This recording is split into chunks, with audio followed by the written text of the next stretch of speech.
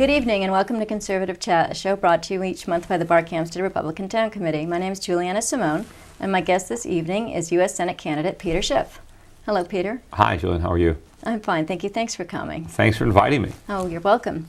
Now, Peter, you are known mostly for predicting the financial crisis of our economy, which before it happened. And how did you come to forecast this in the first place? Well, it's really not that difficult. It's not that I'm so smart. It's just that I understand economics. Unfortunately, so many people in Washington and on Wall Street don't. I mean, they think they do, but they've got it completely wrong. So when you really understand basic economic principles, it's not that difficult to understand how government interference in the free market leads to a crisis. And in this circumstance, I saw that the Federal Reserve keeping interest rates much too low. I saw how Wall Street and Main Street were taking advantage of that cheap money to buy things that they couldn't afford, to get all leveraged up. Wall Street was leveraged. Americans were buying homes they couldn't afford, using teaser rates and interest-only mortgages that were only available because of the artificially low interest rates, courtesy of the Federal Reserve. I saw the influence that Freddie and Fannie were playing in the mortgage market, that one of the main reasons that people could borrow so much is because the government was guaranteeing the loans. So the lenders dropped their guard. They didn't really care about credit quality because they knew that the government was, going to make good on the loan. So you had all that moral hazard. And I understood that if real estate prices were too high, which they were, that the banks that were financing all the mortgages, I knew that when the bubble burst, that there'd be a financial crisis. I knew that companies like Freddie and Fannie would go bankrupt based on all the loans they had guaranteed. And I knew that would bring on a crisis. But more important than that, I also predicted that the government would try to solve the crisis with bailouts and stimulus. And I said that that would make it much worse. And that is the real crisis, and that is still coming. So unfortunately, the worst is not behind us, the worst is ahead of us, which is why I'm running for Senate. I mean, I want to try to go to Congress and diffuse that time bomb before it explodes. And we need people like you to do that.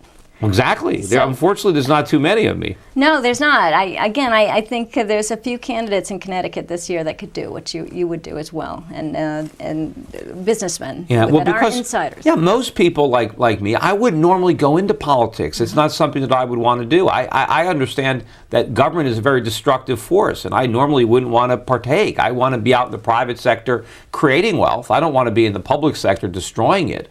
But the stakes are now so high that I need to go into government. I mean, because nobody in government understands what needs to be done. I mean, all they care about is getting elected. And our problems are beyond that. And everything that they do to get elected is what's making the situation worse. Right. Yeah, we sound a lot like Mark Greenberg, who I work for.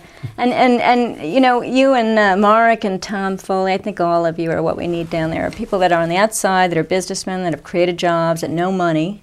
Like you said, a lot of the people that are elected don't know money. They don't understand money. And of course, it's not that people who have created jobs, that we're going to go create them in Washington the same way. It's simply that we understand where jobs come from, because they don't come from government. But what I do know as a businessman is how governments destroy jobs, how governments put roadblocks in the way of entrepreneurs, how governments increase the cost of hiring people. So as a senator, I can't create any jobs, but there are 100 senators right now that are destroying jobs. And if I can just prevent that from happening, then the private sector will be able to create the jobs. Right now they can't because the government won't let them. Right, and as long as we have people like Al Franken in the Senate circle, I don't think any American should be expecting anything good to come out of that. Well, the problem is most of the people in the Senate, have never run a business, right. So they don't understand how regulations and taxes adversely affect business. Right.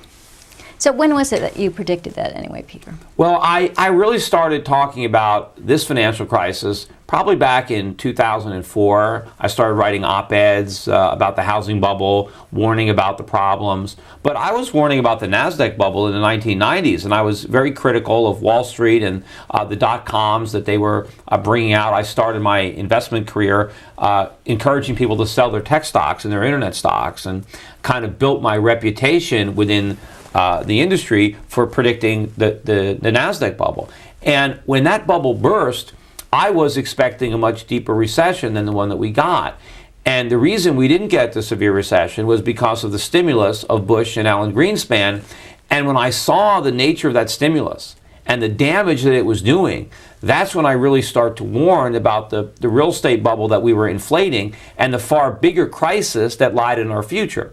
And unfortunately, Obama and Bernanke are repeating all the mistakes of Bush and Greenspan. We are not letting the economy function. We are not letting the recession cure the economy from the malinvestments of the phony boom. We're instead using artificial stimulus in the form of cheap money and inflation to try to postpone the pain, and now it's going to be horrific. Right. And Obama just seems to keep writing more and more checks. You know, that's his answer, is just to put us in more debt. Sure. I mean, trillions and trillions of dollars. He ran on change. Yeah. He didn't change. He adopted George Bush's policies and just expanded them. Exactly. And all this big government is just an expansion of the big government that we had under Bush. The stimulus is, the same policy. The bailouts are the same policy. We need to repudiate big government, whether it's practiced by the Republicans or the Democrats. Right. But how do you think you would persuade, let's assume that at least we got rid of the majority in the Senate, and we balanced that out more with some Republicans that are elected this year.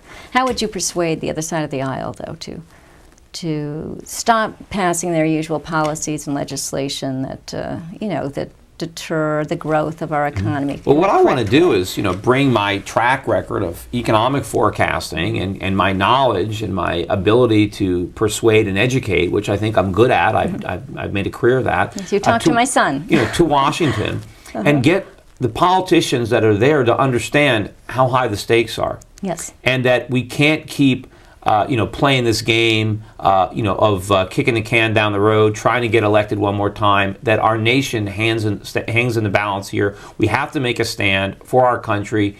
And if we don't get reelected, we don't get reelected. I mean, that's why I've publicly stated I only want one term. Right. You can't solve these problems if you're worried about getting reelected. And hopefully I can show them that they're listening to the wrong people, that guys like Ben Bernanke and Tim Geithner have consistently been wrong. They've gotten everything wrong. And they need to listen to people who understand economics, not people that have an agenda.